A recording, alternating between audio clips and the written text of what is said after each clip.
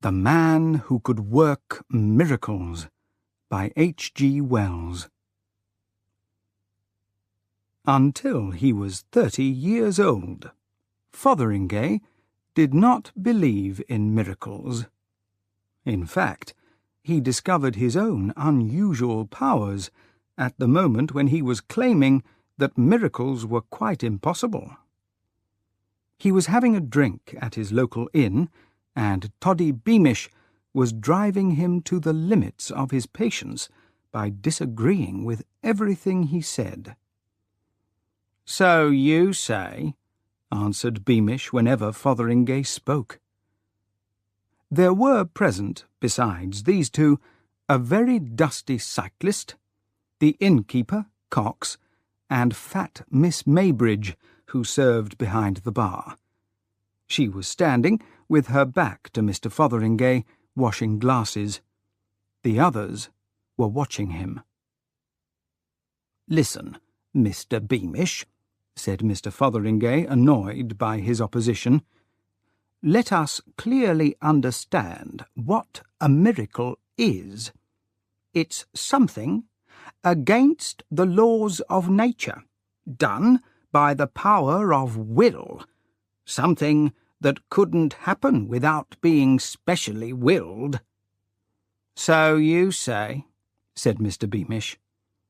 The cyclist agreed with Mr. Fotheringay, but the innkeeper did not express an opinion. "For example," said Mr. Fotheringay, "here would be a miracle. That lamp, in the normal course of nature, couldn't burn like that upside down, could it, Beamish?" "You say it couldn't," said Beamish. "And you?" said Fotheringay. "You don't mean to say—" "No," said Beamish at last. "No, it couldn't." "Very well," said Mr. Fotheringay. "Then here comes someone, perhaps myself, and stands here, perhaps, and says to that lamp, as I might do, collecting all my will, 'Turn upside down, without breaking, and go on burning steadily.' And hello!" It was enough to make anyone say hello. The impossible had happened. The lamp hung upside down in the air, burning quietly, with its flame pointing down. It was as solid as ever a lamp was. Mr. Fotheringay stood with a finger stretched out and the troubled face of one expecting a terrible crash. The cyclist, who was sitting next to the lamp, jumped away. Miss Maybridge turned and cried out. For nearly 3 seconds the lamp remained as it was. A faint cry of pain came from Mr. Fotheringay. "I can't keep it up," he said, "any longer." The lamp suddenly fell, broke on the floor, and went out. It was lucky that it had a metal container, or the whole place would have been on fire. Mr. Cox was the first to speak, remarking that Mr. Fotheringay was a fool. Fotheringay himself was astonished at what had happened. The conversation which followed gave no explanation of the matter, and the general opinion agreed with Mr. Cox's view that Fotheringay was a fool for playing such a trick. His own mind was terribly confused, and he rather agreed with them. He went home red-faced and hot. He watched each of the 10 street lamps nervously as he passed it. It was only when he found himself in his bedroom that he was able to think clearly. He had taken off his shoes and was sitting on the bed, saying for the 17th time, "I didn't want the thing to turn over," when he remembered that just by saying the commanding words he had willed the thing to happen. He decided to try his new powers again. He pointed to the candle and collected his thoughts together, though he felt that he was behaving foolishly. But in a second, that feeling disappeared. "Be raised up," he said. The candle rose up, hung in the air for a moment, and then fell with a crash on his table, leaving him in darkness. For a time, Mr. Fotheringay sat there, perfectly still. "It did happen," he said, "and how I'm going to explain it, I don't know." He felt in his pockets for a match. He could find none, so he felt on the table. He tried his coat, and there were none there, and then it came to his mind that miracles were possible even with matches. He stretched out a hand. "Let there be a match in that hand," he said. He felt a light object fall across his hand, and his fingers closed on a match. After several useless attempts to light this, he threw it down, and then he realized that he could have willed it to be lit. He did so, and saw it burning on the table. He picked it up quickly, and it went out. He became more adventurous, and put the candle back in its place. "Be lit," said Mr. Fotheringay, and immediately the candle burst into flame. For a time he looked at it, and then he looked carefully into the mirror. "What about miracles now?" said Mr. Fotheringay, speaking to his own shadowed face. Mr. Fotheringay was becoming very confused. So far as he could understand, he had only to will things, and they would happen. After his first experiences, he wished to be more careful. But he lifted a sheet of paper into the air and turned a glass of water pink and then green and got himself a new toothbrush. By the early hours of the morning, he had decided that willpower must be unusual and strong. The fears of his first discovery were now mixed with pride and thoughts of how he could use his powers to his advantage. He heard the church clock strike 1 and undressed in order to get into bed without further delay. As he struggled to undress, he had a wonderful idea. "Let me be in bed," he said, and found himself there. "Undressed," he said, and finding the sheets cold, added quickly, "and in a soft woolen nightshirt." "Ah," he said with pleasure. "And now let me be comfortably asleep." He awoke at his usual hour and wondered if his experiences had been a dream. He decided to test his skills again. He had 3 eggs for breakfast. 2 were supplied by his housekeeper.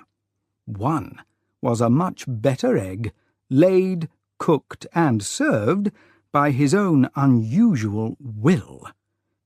He hurried off to work, very excited. All day he could do no work because of his astonishing new self-knowledge. But this did not matter, because he did all the work by a miracle in the last 10 minutes. As the day passed, his state of mind changed from wonder to pleasure. It was clear that he must be careful how he lifted anything that was breakable, but in other ways his powers seemed more exciting the more he thought about them. He increased his personal property by making new things for himself, but he could see that he must be careful about that, too. People might wonder how he got them. After supper, he went out for a walk on a quiet street to try a few miracles in private by the gasworks. His attempts could perhaps have been more interesting, but apart from his willpower, Mr. Fotheringay was not a very interesting man. he stuck his walking-stick into the ground and commanded the dry wood to grow flowers. The air was immediately full of the smell of roses, but his satisfaction ended when he heard footsteps. He was afraid that someone would discover his powers, and he said quickly to the stick, "Go back!" What he meant was, "Change back," but the stick went backwards at high speed, and there came a shout of anger. "Who are you throwing rose bushes at, you fool?" cried a voice. "I'm sorry," said Fotheringay. He saw Winch, one of the 3 local policemen, coming towards him. "What do you mean by it?" asked the policeman. "Hello? It's you, is it? The man who broke the lamp at the inn?" "I don't mean anything by it," said Mr. Fotheringay. "Nothing at all." "Why did you do it, then? Do you know that stick hurt?" For the moment, Fotheringay could not think why he had done it. His silence seemed to anger Mr. Winch. "You've been attacking the police, young man, this time. That's what you've done." "Listen, Mr. Winch," said Mr. Fotheringay, angry and confused. "I'm very sorry. The fact is—" "Well?" He could think of no answer except the truth. "I was working a miracle." "Working a—" "Listen, don't talk nonsense. Working a miracle. Really? Miracle? Well, that's very funny. You're the man who doesn't believe in miracles. The fact is, this is another of your foolish tricks. Now, I tell you—" But Mr. Fotheringay never heard what Mr. Winch was going to tell him. He realized that he had given his valuable secret to the whole world. He became violently angry and shouted, "Listen, I've had enough of this. I'll show you a foolish trick. Disappear! Go, now!" He was alone. Mr. Fotheringay performed no more miracles that night, and he did not trouble to see what had happened to his flowering stick. He returned to the town, afraid and very quiet, and went to his bedroom. "Good heavens," he said. "It's a powerful gift, an extremely powerful gift. I didn't mean to go that far. I wonder where Winch has gone." He sat on the bed and took off his shoes. He had a happy thought and sent the policeman to San Francisco, and went to bed. In the night, he dreamt of Winch's anger. The next day, Fotheringay heard 2 interesting pieces of news. Someone had planted a most beautiful climbing rose near Mr. Gomshot's house, and everyone was looking for Policeman Winch. Mr. Fotheringay was thoughtful all that day, and performed no miracles, except some to help Winch, and the miracle of completing his day's work on time. Most of the time, he was thinking of Winch. On Sunday evening, he went to church, and strangely enough, the minister, Mr. Maydig, spoke about things that are not lawful. Mr. Fotheringay was not a regular churchgoer, but decided to tell Mr. Maydig about his powers, and to ask his advice. Mr. Maydig, a thin, excitable man with a long neck, was pleased when the young man asked to speak to him. He took him to his study, gave him a comfortable seat, and, standing in front of a cheerful fire, asked Mr. Fotheringay to state his business. At first, Mr. Fotheringay found some difficulty in opening the subject. "You will hardly believe me, Mr. Maydig," and so on for some time. He tried a question at last, and asked Mr. Maydig his opinion of miracles. "You don't believe, I suppose," said Fotheringay, that some common sort of person, like myself, for example, might have something strange inside him that made him able to do things by willpower?" "It's possible," said Mr. Maydig. "Something of that sort perhaps is possible." "If I may try with something here, I think I can show you what I mean," said Mr. Fotheringay. "Now, that pot on the table, for example. I want to know whether this is a miracle or not." He pointed to the pot and said, "Be a bowl of flowers." The pot did as it was ordered. Mr. Maydig jumped violently at the change and stood looking from Fotheringay to the flowers. He said nothing. Slowly he leaned over the table and smelt the flowers. They were fresh and very fine. Then he looked at Fotheringay again. "How did you do that?" he asked. Mr. Fotheringay said, "I just told it, and there you are. Is that a miracle, or what is it? And what do you think is the matter with me? That's what I want to ask." "It's a most astonishing thing. And last week I didn't know I could do things like that. It came quite suddenly. It's something strange about my will, I suppose." "Is that the only thing? Could you do other things besides that?" "Oh, yes," said Mr. Fotheringay. "Anything." He thought a little. "Look," he pointed. "Change into a bowl of fish. You see that, Mr. Maydig?" "It's unbelievable. You are either a most unusual... But no." "I could change it into anything," said Mr. Fotheringay. "Be a bird, will you?" In another moment, a blue bird was flying round the room, and Mr. Maydig had to bend his head every time it came near him. "Stop there, will you?" said Mr. Fotheringay, and the bird hung still in the air. "I could change it back to a bowl of flowers," he said, and after placing the bird on the table, he worked that miracle. "I expect you want your pot back," he said, and brought back the pot. Mr. Maydig said nothing while he watched all these changes, but he gave a small cry every now and then. He picked up the pot carefully, examined it, and put it back on the table. "Well," was the only expression of his feelings.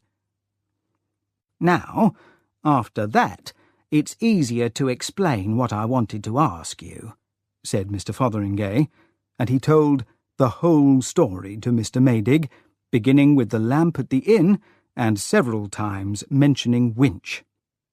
Mr. Maydig listened carefully and interrupted when Fotheringay was talking about the third egg he had caused to appear at breakfast. "It's possible," said Maydig, "but astonishing. The power to work miracles is a gift, and a very rare gift. Yes, yes. Go on, go on." Mr. Fotheringay went on to talk about Winch. "It's this that troubles me most," he said, "and I'm in need of advice mostly about Winch. Of course, he's in San Francisco, wherever San Francisco may be, but it's awkward for both of us, Mr. Maydig.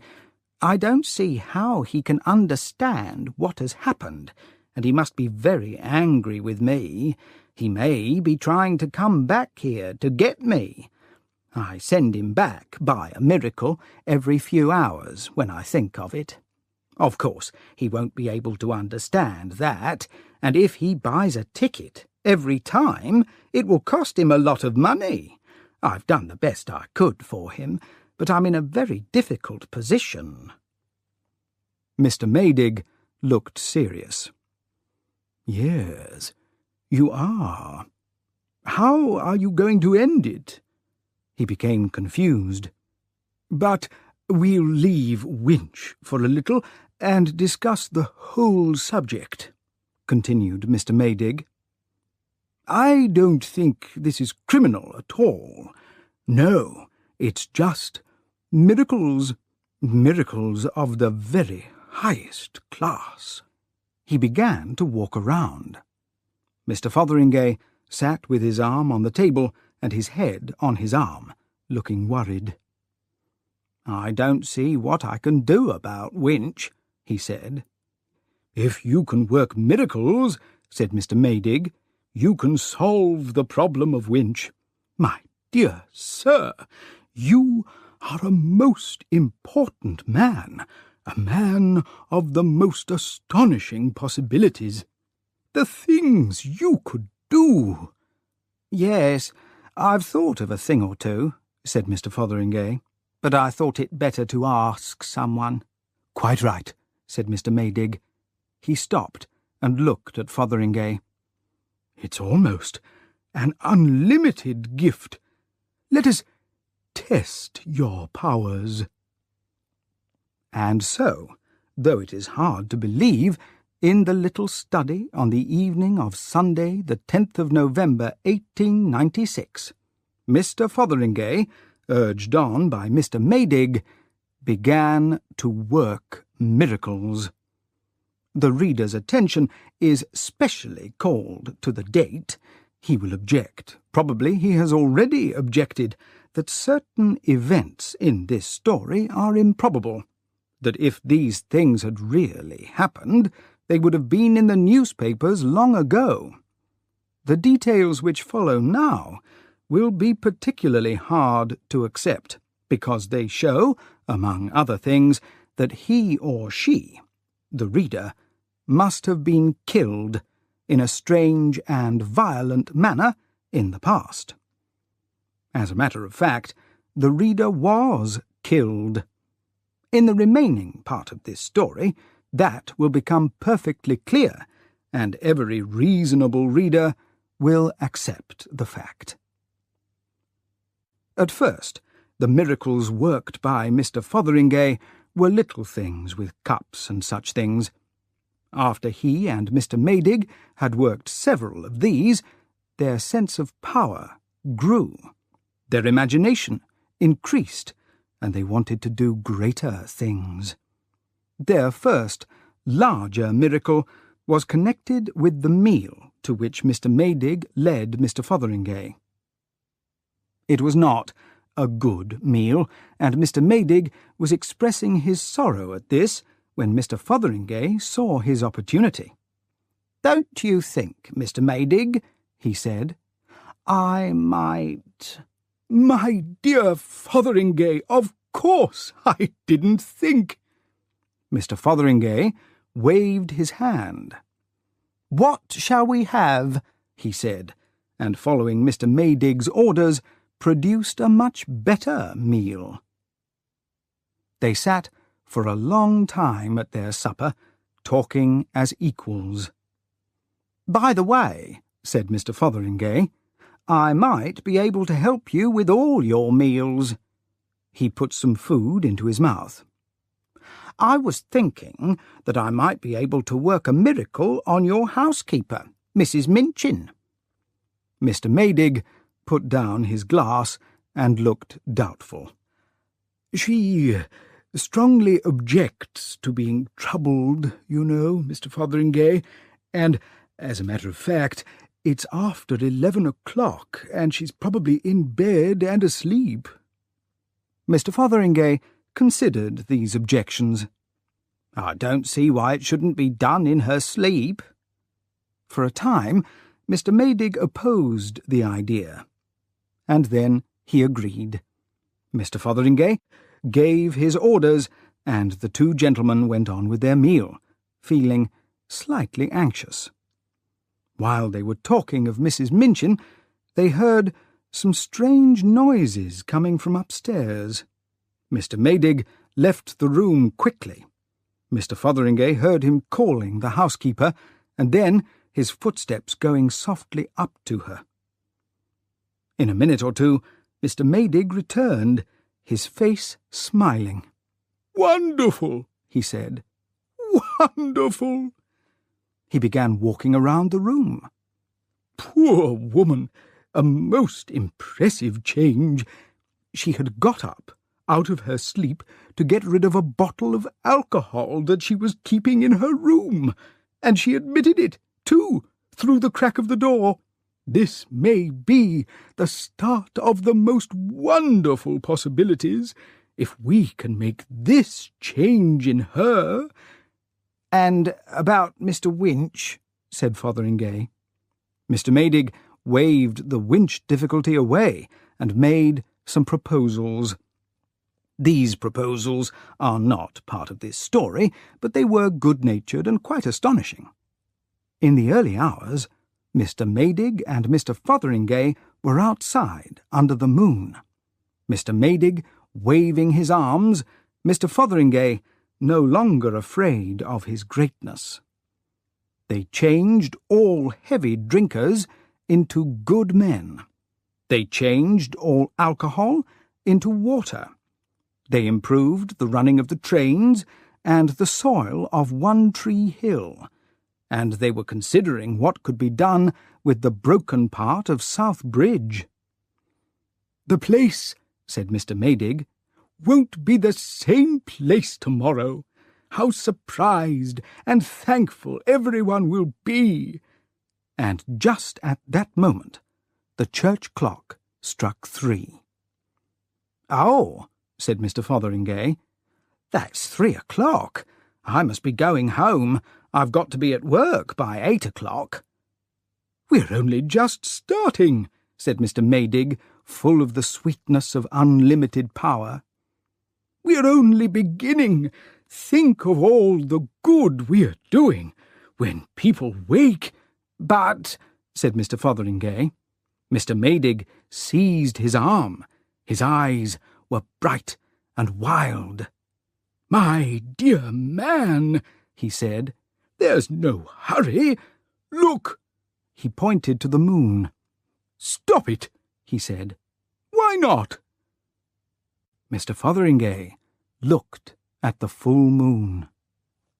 "That's too much," he said. "Why not?" said Mr. Maydig.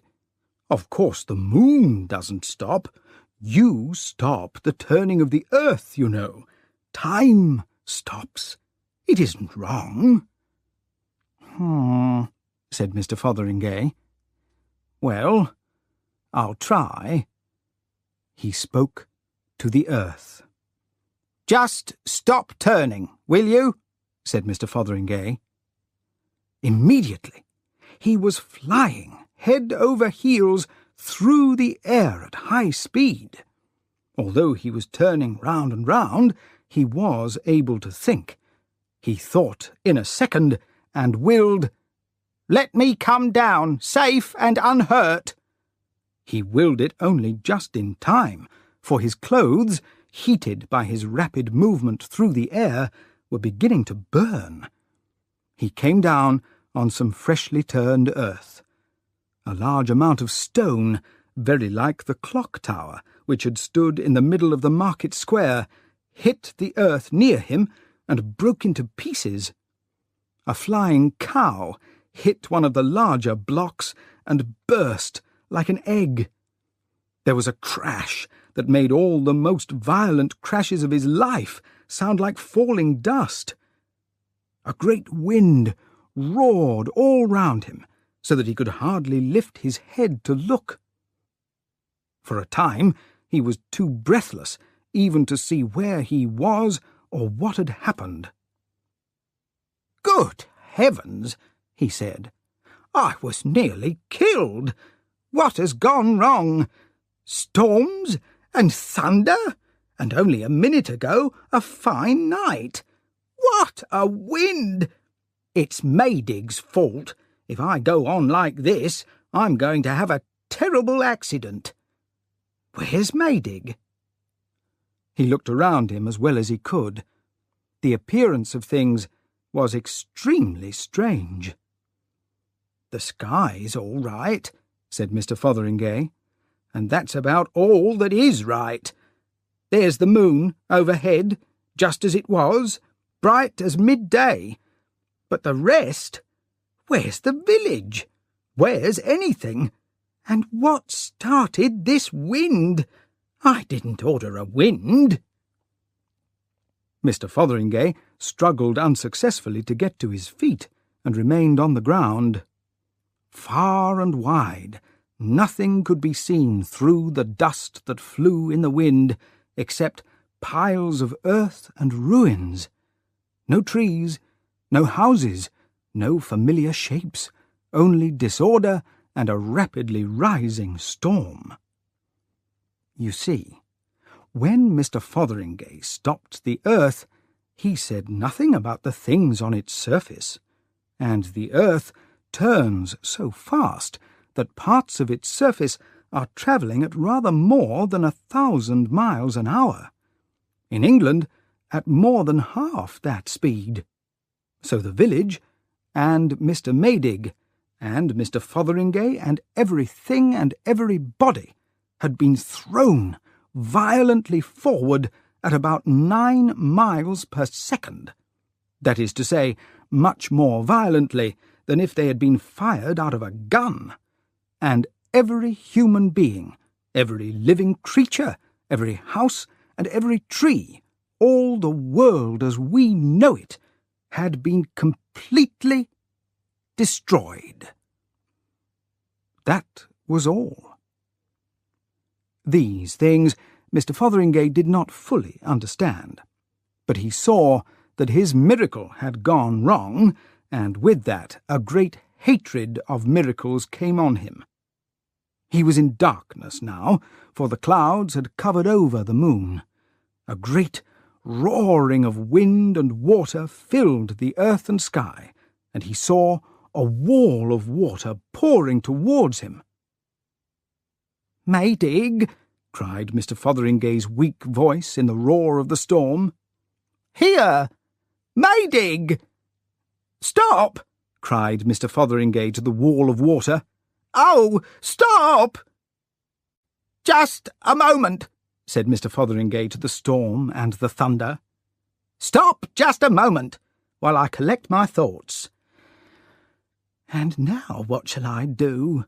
he said. "Oh, I wish Maydig was here." "I know," said Mr. Fotheringay. "And let's have it right this time. Let nothing that I'm going to order happen until I say, 'Off.'" "Oh, I wish I had thought of that before." He lifted his little voice against the roaring wind, shouting louder and louder in an attempt to hear himself speak. "Now, remember what I said just now. In the first place, when all I've asked for is done, let me lose my power to work miracles. Let my will become just like anybody else's will, and let all these dangerous miracles be stopped. That's the first thing. And the second is, let everything be just as it was before that lamp turned upside down. Do you understand? No more miracles. Everything as it was. Me back at the inn just before I had my drink. That's it. Yes." He dug his fingers into the earth, closed his eyes, and said, "Off!" Everything became perfectly still. He knew that he was standing up. "So you say," said a voice. He opened his eyes. He was at the inn, arguing about miracles with Toddy Beamish. He had a feeling of some great thing forgotten, which passed immediately. You see, except for the loss of his powers, everything was back as it had been. His mind and memory were now just as they had been at the time when this story began. So he knew nothing of all that is told here, knows nothing of all that is told here to this day, and, Among other things, of course, he still did not believe in miracles. "I tell you that miracles can't possibly happen," he said, "and I'm prepared to prove it." "That's what you think," said Beamish. "Prove it if you can." "Listen, Mr. Beamish," said Mr. Fotheringay. "Let us clearly understand what a miracle is."